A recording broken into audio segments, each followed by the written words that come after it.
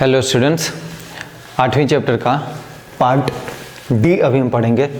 इसके अलावा जो मैंने आपको पढ़ाया है, अगर आप वीडियोस नहीं देखे हैं तो आप ज़रूर जाइए देखिए। अभी जो हम पढ़ रहे हैं बेसिकली फोकस किस पे चल रहा है, ट्रांसपोर्ट पे चल रहा है या परिवहन कह सकते हो। मैं 3 पार्ट में इसको बांटा था, आपको बताया था स्थल मार्ग के लिए, जल मार्ग के लिए और वायु मार्ग के लिए। तो देखिए आप स्थल मार्ग लगभग ख़त्म कर चुके हो, जल मार्ग अभी पढ़ोगे, वायु मार्ग अगले वीडियो में पार्ट ई में आएगा और यही अंतिम वीडियो होगा। इसके अलावा जो क्लास 12th का बुक है वो 1 से 2 दिन में पार्ट 1 जो ह्यूमन ज्योग्राफी का है वो समाप्त हो जाएगा। तत्पश्चात हम एक नया सेक्शन स्टार्ट करेंगे, उसका नाम होगा साइंस। तो अभी हम जो स्टार्ट कर रहे हैं वो है क्या, जल परिवहन, वाटरवेज। वो वाटरवेज में क्या इंपॉर्टेंट है पढ़ने के लिए और क्यों इंपॉर्टेंट है वाटरवेज। देखिए सड़क मार्ग में मैंने 3 चीज़ बताया और ये समझ में आ रहा होगा कि बहुत ज़्यादा ट्रैफिक है, बहुत ज़्यादा फ्यूल कंजम्पशन है, इन्वायरमेंट को बहुत ज़्यादा पॉल्यूशन होता है इससे। तो इसका मतलब इन्वायरमेंट का ख्याल रखने के हैसियत से अगर आप देखेंगे तो जल मार्ग ज़्यादा अच्छा लगेगा गुड्स के लिए। इन्हीं बातों को मैं आपको समझाने की कोशिश करता हूँ कि वाटरवेज या जल परिवहन में ये थोड़ा सस्ता भी होगा, इसका फ्यूल कंजम्पशन कम होगा। क्योंकि अब देखिए एक रोड पे चलना और एक पानी में चलना, कोई भी अगर गाड़ी चल रही है तो यहाँ पे फ्रिक्शन कम होगा। क्या कम हो जाएगा यहाँ पे, घर्षण या फ्रिक्शन कह सकते हो। तो इस वजह से यहाँ फ्यूल कंजम्पशन कम होता है, फास्ट होता है। क्यों, यहाँ पे ट्रैफिक क्या होगा, कम होगा या नहीं के बराबर होगा। भारी वस्तुओं का निर्यात जनरली इस मार्ग से करना चाहिए, बेनिफिशियल होता है। ठीक है, 2 प्रकार से कर सकते हो, समुद्री मार्ग और आंतरिक मार्ग। एक और बात यही समझ लीजिए कि निर्यात करना आसान तो है, साथ साथ ये पर्यावरण के अनुकूल होता है। ठीक है, क्योंकि पॉल्यूशन बहुत कम करता है। तो 2 प्रकार से जो आप पढ़ रहे हो, एक समुद्री मार्ग और दूसरा आंतरिक जल मार्ग। आंतरिक जल मार्ग को नेक्स्ट वीडियो में देखेंगे वायु मार्ग के साथ, एयरवेज के साथ। फिलहाल हम बात करेंगे सिर्फ और सिर्फ समुद्री मार्ग की इस वीडियो में। तो समुद्री मार्ग में देखिएगा कि सभी दिशाओं में मुड़ सकता है। अगर रोड इधर को जा रही है, अगर आप इस पे चल रहे हो तो आप कभी भी इधर मुड़ सकते हो, क्या नहीं। लेकिन आप समुद्र में हो तो कभी भी इधर भी जा सकते हो, इधर भी जा सकते हो, कहीं भी आप मुड़ सकते हो। तो ये फैसिलिटी बोल रहा है कि सभी दिशाओं में मुड़ सकने वाला ये मार्ग होता है। रख रखाव की लागत इसकी कम होती है, बहुत ज़्यादा मेंटेनेंस की भी, और रख रखाव भी कॉस्ट बहुत कम जाती है। ठीक है, साथ साथ ये इन्वायरमेंट के अनुकूल है। देखिए कोई भी वाटरवेज होगा, आइदर समुद्री मार्ग या आंतरिक जल मार्ग, आप हमेशा कह सकते हो कि इन्वायरमेंट अनुकूल होगा, पर्यावरण फ्रेंडली कह सकते हो, इन्वायरमेंट फ्रेंडली कह सकते हो। सस्ता परिवहन साधन होता है ये, आधुनिक जहाज और पोत में इस्तेमाल हो रहा है। देखे होंगे आप लोग, एक इसमें राडार लगा होता है। राडार का मतलब होता है रेडियो डिटेक्शन रेंजिंग। इसमें क्या होता है, एक रेडिएशन जाता है और वो दिखाता है कि किस चीज़ से टकरा के कितने देर में लौटता है। जब मैं साइंस पढ़ाऊंगा तब मैं राडार, सोनार, ये सारी शब्दों का क्लियरिटी से बताऊंगा। फिलहाल आपको इतना ही याद रखना है कि एक अगर कोई मान लीजिए जहाज है, समझाने की अगर कोशिश करूँ तो समझिए कि ये कोई पोर्ट है, ठीक, ये पानी है। तो यहाँ से क्या होगा, अगर हम आगे बढ़ रहे हैं तो हम एक वेव भेजते हैं, टकरा के कब कितने समय में आता है उससे वो डिसाइड करते हैं कि कोई आगे ऑब्स्टेकल तो नहीं, कोई ऐसी चीज़ नहीं है जिससे टकरा तो नहीं जाएंगे। तो इस वजह से राडार का यहाँ पे इस्तेमाल है। बस फिलहाल इतना ही जानना है आपको। यहाँ आगे महत्वपूर्ण समुद्री मार्ग, ये बहुत इंपॉर्टेंट है दोस्त, सबके लिए, 12th हो या कोई मेंस का एग्जाम लिख रहे हो, सबके लिए।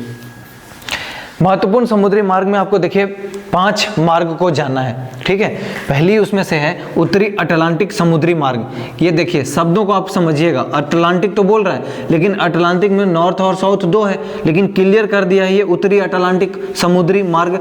तो उत्तरी अटलांटिक में अभी आपको मैप में भी दिखाऊंगा। फिलहाल यहाँ पे देखिए कि विश्व के 2 विकसित देशों को ये मिलाता है या जोड़ता है। किन किन 2 विकसित देशों को मिलाएगा, तो एक बोल रहा है नॉर्थ ईस्ट का यूएसए हो गया और वेस्ट यूरोप हो गया। तो वेस्ट यूरोप देखेंगे कहाँ पे है, ये पहले लोकेशन, उसके बाद बात करूंगा। विश्व की 25% ट्रेड अकेले यहीं पे होता है। बड़ी बात है भाई, मतलब 1/4 ट्रेड सिर्फ इस क्षेत्र में हो रहा है। ठीक है, विश्व की 25%, विश्व का सबसे ज्यादा व्यस्त मार्ग होगा। रीजन 25% अगर यही हो रहा है तो ऑब्वियस सी बात है पूरी दुनिया का 25%, इसका मतलब विश्व का सबसे ज्यादा बिजी रूट होगा ये। वृहद ट्रंक मार्ग भी इसको बोलते हैं। एक नया एक दूसरा नाम है इसका और कुछ भी नहीं है। दोनों तटों पर पोताश्रय, पोताश्रय मतलब पोत रुकने का जो आश्रय होता है, ठीक है, और पत्तन मतलब होता है बंदरगाह या पोर्ट कह सकते हो। तो दोनों जगह ये बना हुआ है। फिलहाल मैं क्या करूंगा, आपको मैप में दिखाऊंगा इसका लोकेशन कहाँ पे है ये। ठीक, उत्तरी अटलांटिक समुद्री मार्ग। देखिए मैं इसकी बात कर रहा हूँ, ये वाला क्षेत्र का, तो अटलांटिक पूरा ये है जो एस आकार का होता है। कैसा है? एस आकार का होता है। तो इस विषुवत रेखा के लगभग 0 डिग्री देखेंगे तो इसके ऊपर वाले को नॉर्थ अटलांटिक बोल दिया गया, इसके नीचे वाले को साउथ अटलांटिक बोल दिया गया। ठीक, तो मैं किसकी बात कर रहा हूँ? नॉर्थ अटलांटिक की। नॉर्थ अटलांटिक में अगर देख रहे होंगे तो एक तो ये कनाडा है, अमेरिका है, और दूसरे साइड में देख रहे होंगे यूरोप है। डेवलप्ड देश है सारे। इसका मतलब यहाँ पे ट्रेड बहुत ज्यादा होगा। यही अभी कह रहा था कि यहाँ पे ट्रेड कितना होगा? 25% ट्रेड होगा। और अगर 25% ट्रेड हो रहा है तो आप समझ सकते हैं ना कि बहुत ज्यादा बिजी रूट है। ठीक, दूसरी जो आएगी उसमें हम देखेंगे, फिर हम मैप में आपको लेके चलेंगे, इस तरह से बारी बारी से देखने का कोशिश करेंगे।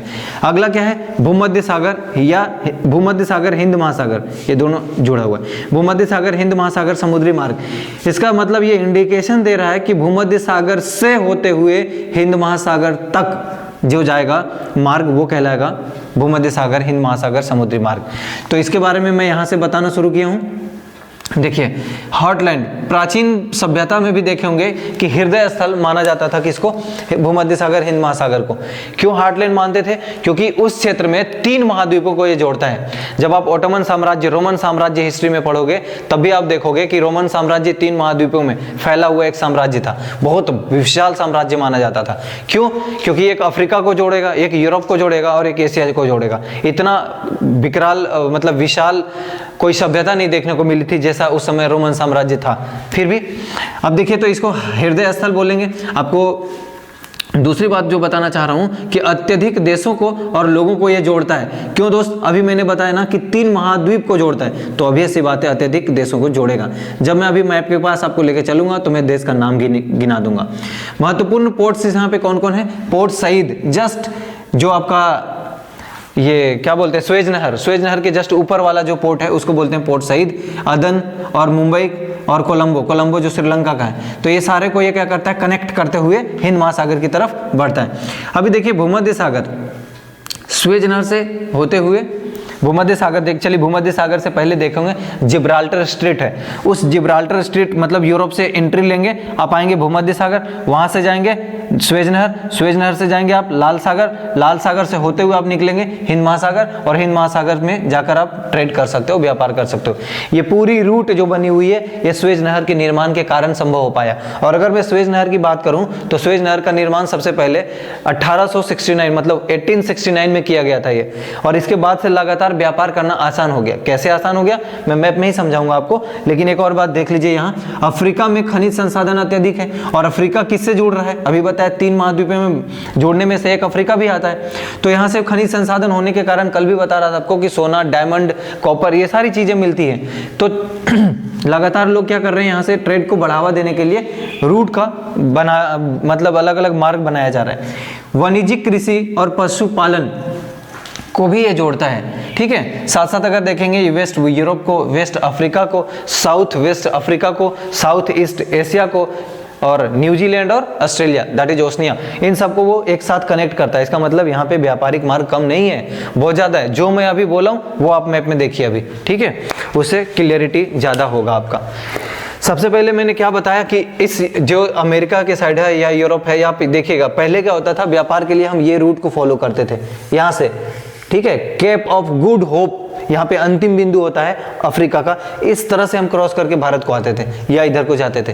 कितना ज्यादा टिपिकल होगा अगर ऐसे आप व्यापार करोगे। अब क्या है रूट, अब यहाँ से सीधा ऐसा, तो यहाँ जैसे ही जाओगे जिब्राल्टर स्ट्रेट मिलेगा, क्रॉस करोगे आप, आपको मेडिटेरियन सी मिलेगा, क्रॉस करोगे आप स्वेज कैनाल मिलेगा, पोर्ट सईद मिलेगा, क्रॉस करोगे आप अदन की खाड़ी मिलेगा, और अदन की खाड़ी के बाद सीधा आपको क्या मिलेगा, हिंद महासागर मिलेगा।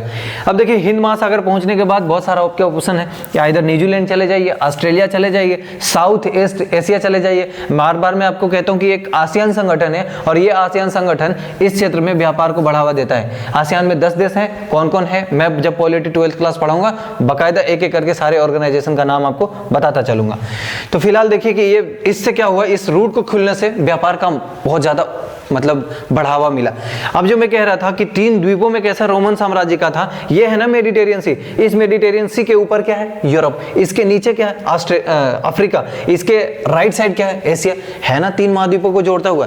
इसी वजह से देखेंगे छोटे छोटे बहुत सारे यूरोप में देश हैं, और ये सारे देश क्या होते हैं, जुड़ जाते हैं। और जुड़ने के साथ साथ आप देखोगे कि इसी वजह से मैं अभी एक शब्द बोला कि बहुत सारे देश जुड़े हुए हैं, साथ साथ बहुत सारे लोग जुड़े हुए हैं। जब देश जुड़े हुए तो वहाँ के लोग जुड़ेंगे, लगातार ट्रेड होगा। इसी वजह से साथ मैंने बोला भी आपको कि एक तो खनिज संसाधन के लिए भी व्यापार होता है, साथ साथ कृषि जो उत्पादन होता है, प्रोडक्ट होता है, उसका भी हम व्यापार करते हैं।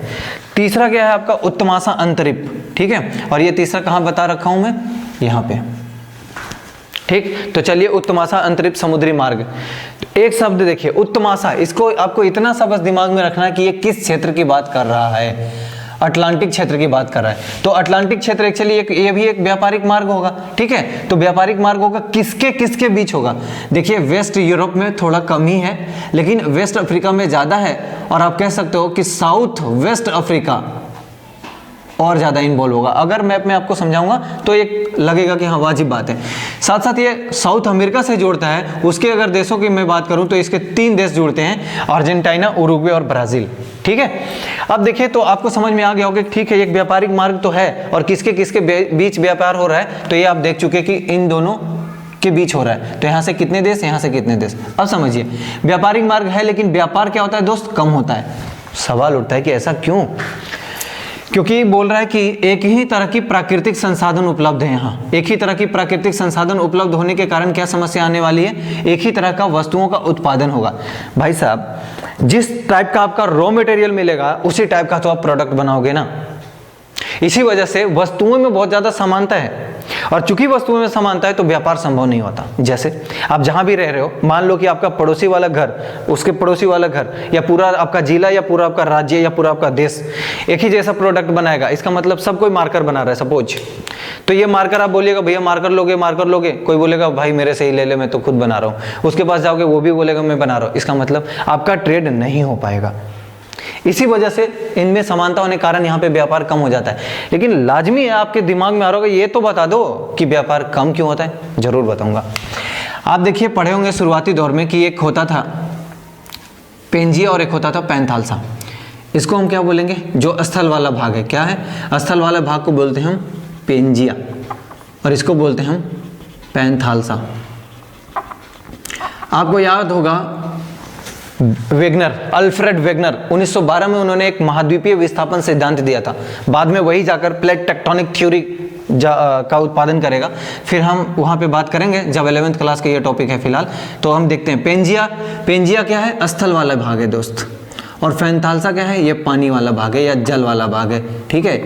तो इस पैंथालसा के विखंडन होने से 5 सागर बना था, आपको बता चुका हूं, पैसा, प्रशांत महासागर, अटलांटिक महासागर, हिंद महासागर और साउदर्न ओशियन और आर्कटिक ओशियन, ठीक है। ये 5 आपको बताया था। इसकी खास बात इस ट्रिक की ये है कि आप जैसे जैसे इधर जाओगे बढ़ते हुए क्रम में सारे महासागर लिखे हुए, कभी भी अरेंज करने आप चुटकियों में सवाल का जवाब देख सकते हो। अगली बात जो पेंजिया है, पेंजिया क्या हुआ, ये विभाजन हुआ। अब जब विभाजन हुआ तो मैं आपको समझाना चाहूँ कि ये देखिए, ये पूरा आप देख पा रहे होंगे, जो ब्लू ब्लू है वो तो पानी है, वो तो हनी सिंह समझा चुका आपको। अब लेकिन जो स्थलीय भाग है वो भी जुड़ा हुआ था। जब जुड़ा हुआ था तो ये विभाजन हुआ, और जब विभाजन हुआ तो मैं आपको समझाना चाहता हूं कि ये देखिए ना दक्षिणी अमेरिका, ठीक है, उसके साथ साथ इस साइड में अगर आप देखेंगे तो अफ्रीका आएगा। तो इसको दोनों को देखेंगे तो लगेगा कि दोनों में समानता है, और ये दोनों जुड़ा हुआ था पहले, ये दोनों अलग हुआ है। तो बहुत पहले जब एक ही टाइप का स्थल था, एक ही टाइप का खनिज संसाधन था, तो वर्तमान में भी तो ऐसा ही है ना। इसी वजह से प्रोडक्ट में समानता। अब क्लियर हो गया होगा, ठीक। तो देखिए ये आप समझ पा रहे होंगे कैसे और क्यों है। अब देखिए उत्तरी प्रशांत समुद्री मार्ग अगला है, चौथा उत्तरी। इसको दिखा लेता हूं पहले मैप में भाई। दक्षिणी अटलांटिक का मैप कहां पे है, एक बार इधर दिखा दीजिए। दक्षिणी अटलांटिक ये रहा। तो देखिए ये जो क्षेत्र है, अभी मैंने क्या बताया कि ये अफ्रीका है और ये क्या है, दक्षिणी अमेरिका है। ये दोनों पहले जुड़े हुए थे। जब पहले जुड़े हुए होंगे तो इसका मतलब है कि बहुत ज़्यादा समस्या होगा व्यापार करने में, रीजन एक ही जैसा वस्तु होंगे, ठीक है। और ये सारे देश जो हैं, ये सारे देश जो हैं उनमें ट्रेड होता था। समानता होने के कारण वस्तुओं का व्यापार कम होता था, ठीक है।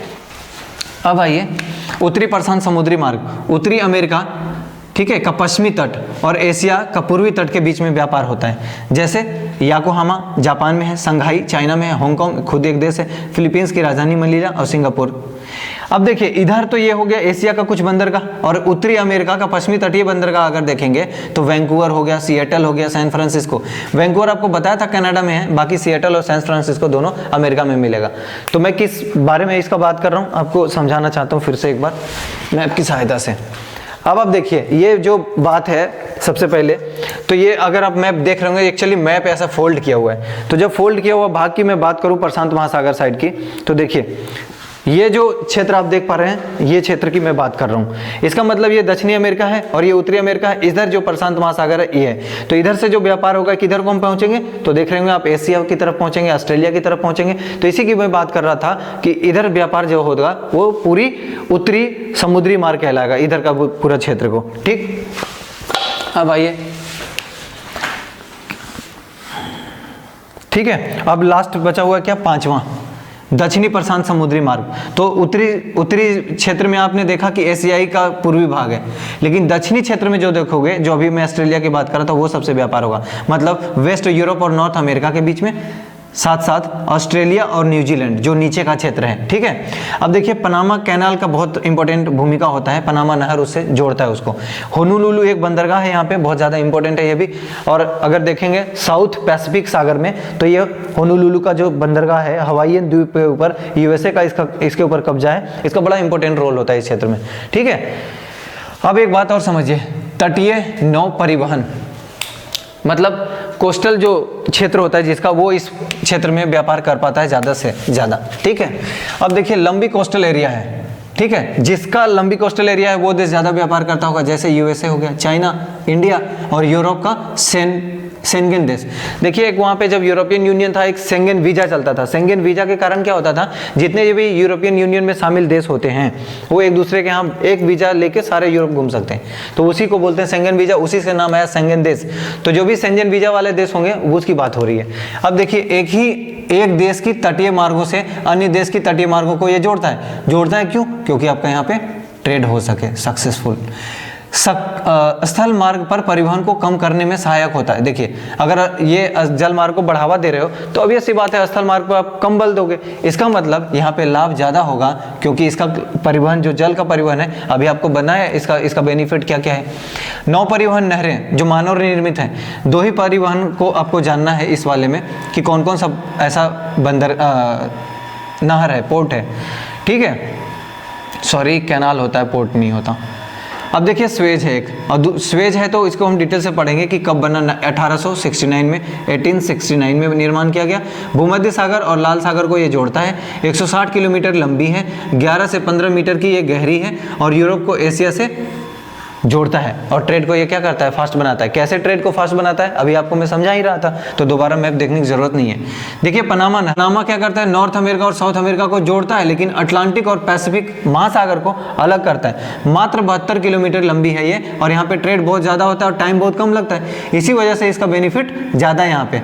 साउथ अमेरिका के साथ साथ साउथ ईस्ट एशिया के मध्य दूरी को कम करता है। इसका मतलब जितना ज़्यादा दूरी कम होगा उतना ज़्यादा आपको क्या होगा, परिवहन लागत कम होगा। और अगर परिवहन लागत कम होगा तो आपका एक चीज़ बढ़ेगा, वो होगा व्यापार। और वो एक व्यापार बढ़ने के साथ साथ आपका जो मेन एजेंडा होगा वो होगा लाभ कमाना, और वो एक सक्सेस होगा। ठीक है, धन्यवाद। कितने